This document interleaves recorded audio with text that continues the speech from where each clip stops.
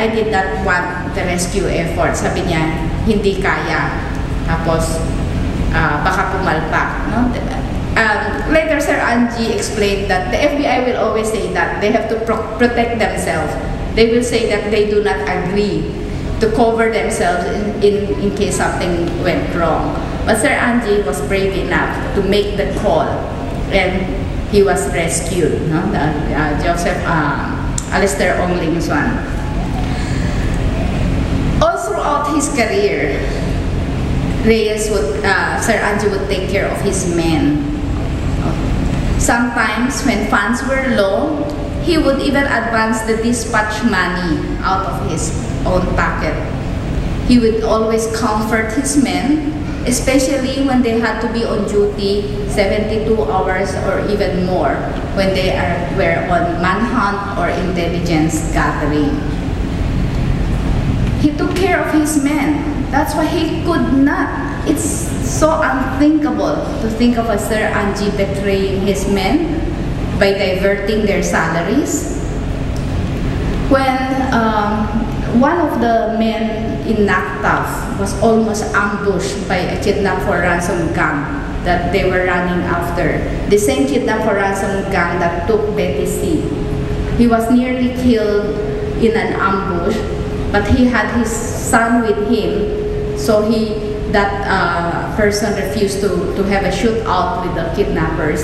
Sir Andrew was the one who took care of this person, allowed him to move his residence into Camp Aguinaldo itself. That's how concerned he always was. When he learned that my own dilapidated Revo was being used in the anti-kidnapping campaign, and I shared with him, Sir, hindi pala pinalitan yung plaka. Because when they borrowed my car, because of the sustained manhunt operations, Naktaf needed cars very badly. So I lent my car. And they promised to change the plate to a security plate, but they did not. Nasalubong ko yung kotse ko sa Camp Aguinaldo. Uy, nandun yung Revo ko, bakit the same plate? When Sir Angie learned that that was my car, she said, you cannot put yourself in danger since that car has been used for anti-kidnapping operations for 3 months now. So he thought of ways on how to just pay for my car to be used in the operations to keep me safe. That's how concerned he is with people who work under him. Let's go back to the story of Gian Jethro, the 2.5-year-old boy that we almost gave up for dead. After the first payoff was consummated, they refused to release the boy because they were asking for 10 million more. On Christmas Eve, imagine, Christmas Eve 2003, Sir Angie accompanied me to comfort the family because the boy was not with them on Christmas. Others would have balked at that, having to work on Christmas Eve, but not Sir Angie because he understood the agony of the couple and the family over the boy's fate. The next day, Christmas Day, the family and I were together again. We cried because they called the kidnappers, and the kidnappers and we asked for proof of life before the second payoff will happen, prove to us that the boy is still alive. The kidnappers made a boy cry, and all the family concluded that that is not Gian Jethro. So sabi namin, mukhang wala na nga, bakit iba yung pinaiyak? So we were all crying at Christmas Day. But after our prayers, I told the family, we have an Angelo with us, May angel tayo ngayon with us. And Gian Jethro's guardian angel will always be with him. Before we left, I added, today is also my birthday, and I know my birthday wish will come true, that Gian Jethro will be returned to us. And true enough, December 30, the little boy was rescued unharmed. It was a day of jubilation. Those are the memories by which I would like to remember Sir Angie by. I'm deeply saddened by the turn of events. After I heard of his death, I could not sleep up to the early morning hours. I wept and raged over the rotten system that has made us all victims. Yes, Sir Angie too is a victim of a system that had spawned so much corruption and greed. I choose to remember him as a profile of courage, that his act was a supreme sacrifice. It was not an act of cowardice. It was a profile of courage because he knew what his responsibilities were. He put up a good fight. Many lives were saved due to the success of the anti-kidnap for ransom campaign that he headed. Many families were saved from the trauma of kidnapping because the victims were returned to them safe and unharmed. We grieve for him, but I believe that his supreme sacrifice for his family and for the soldiers that he loved will not be in vain. I would like to believe that, and I hope lahat kayo na naniniwala sa Kanya, naniwala sa Kanya at patuloy na naniniwala sa Kanya will really see to it that the sacrifice he made would have meaning.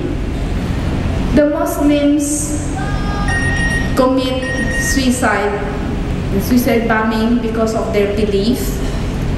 The Chinese philosophy also thinks that someone who takes his own life as a sacrifice for the greater good will be rewarded manifold in his next life. It is good karma.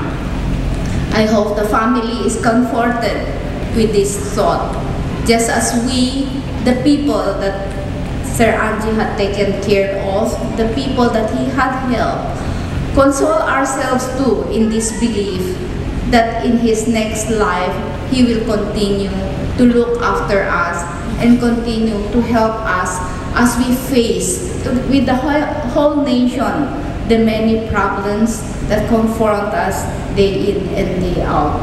To the family of Sir Angie, my sincere condolences, and even to the kidnapped victims who are here with me now, my condolences too that we have lost a strong pillar, a friend, and a strong supporter.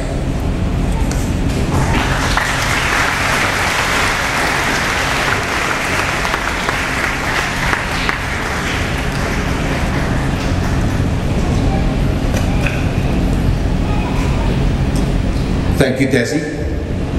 From your account alone, the world will know what a brave and a courageous man Angelo Reyes was. Truly, he was fearless as he was passionate about making things right at all costs. Our next speaker is an iconic leader, the Vice Mayor of Davao, the Honorable Rodrigo Roa Duterte. Vice Mayor Duterte was also a congressman for the 1st District of Davao City and city mayor for 3 terms. He and Secretary Reyes became friends when the Brigadier General Reyes then was commander in Davao del Norte. Since that time, they were always in contact, even when they were in opposing political camps. It was their friendship, not politics, that filled their conversation. Ladies and gentlemen, Davao City's Rod Duterte.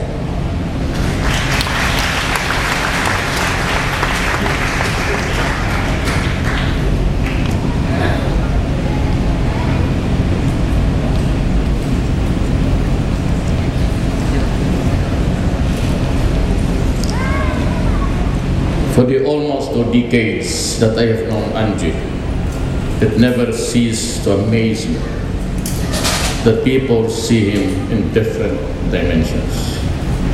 Angie is a study in contrast. Invariably, He was described in different sectors as an officer and a gentleman. Power hungry, an advocate of transparency, arrogant, heroic, a strict boss, a family man, a principled man, a very strong leader, impatient, friendly, doer, supportive, authoritative. Hearing him characterized as such gives one an idea of what seemed to be a complex person Angie is.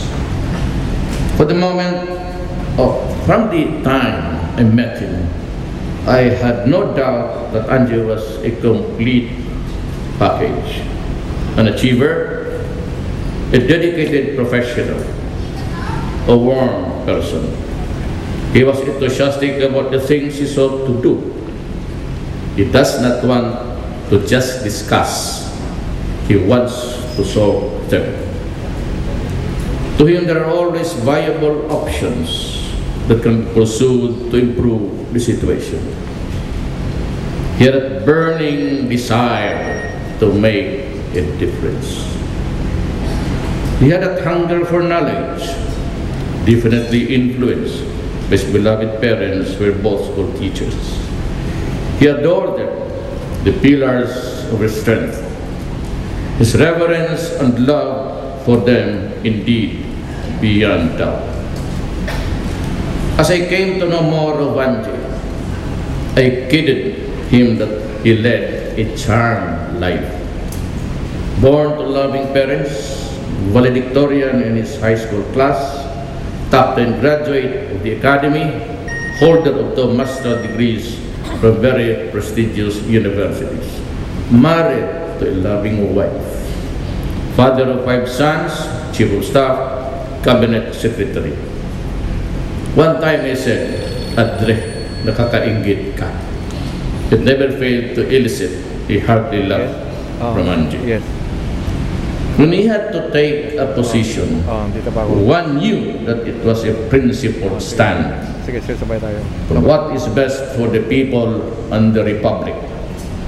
He came across strongly for what he believed in. Lalabas ako. Sometimes we fought. He had that old-fashioned belief in upholding honor and dignity, even in face of extreme adversity. He will never